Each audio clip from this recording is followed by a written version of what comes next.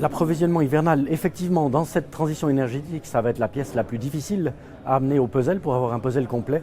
On a la chance en Suisse d'avoir plusieurs solutions qui vont ensemble participer à l'approvisionnement en hiver. On parle beaucoup du rehaussement des barrages, de plus stocker d'eau pour l'approvisionnement hivernal, c'est certainement une pièce importante, mais ce n'est pas la seule. On a parlé d'énergie éolienne, on a parlé de stocker d'une manière ou d'une autre le surplus qu'on aura en été pour l'utiliser en hiver en faisant des gaz renouvelables, des molécules renouvelables, de l'hydrogène.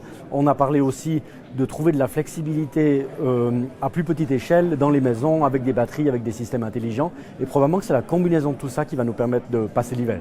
Alors le courant trop en été, plusieurs solutions. Une des solutions qu'on va essayer de mettre en place à Martigny chez Synergie, c'est faire du chauffer le CAD avec le courant solaire photovoltaïque en trop, avec des pompes à chaleur industrielles, voilà, pour tenir le ruban de chaud l'été. Ça, c'est une des solutions. La deuxième solution qu'on va tester, qui est un peu moins sympathique, c'est l'écrêtage de production, donc diminuer la capacité de production photovoltaïque. Si on a vraiment trop et que ça met en danger le réseau, on va faire ça aussi. La troisième solution, c'est utiliser au mieux les ressources, par exemple, de pompage, turbinage qu'on a juste au-dessus de nous. Et là, on a un projet avec FMV.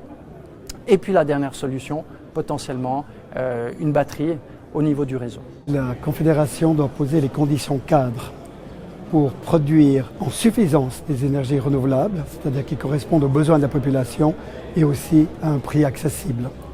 Cela concerne autant en aval la recherche, la production, la distribution et en amont bien sûr la consommation, c'est-à-dire ce que vous allez payer comme kilowattheure ces prochaines semaines et ces prochains mois. Je pense ce qui était vraiment marquant aujourd'hui, c'était de voir à quel point le système il est complexe.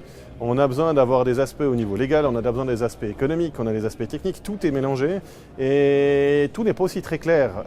On est dans un grand remous, un grand changement et on a des idées, on imagine que le power to gas va arriver, que le solaire coûtera plus, mais on n'en a pas encore exactement, tout n'est pas encore concret. On a encore beaucoup de choses à faire, à réaliser et à voir les effets qui vont y avoir.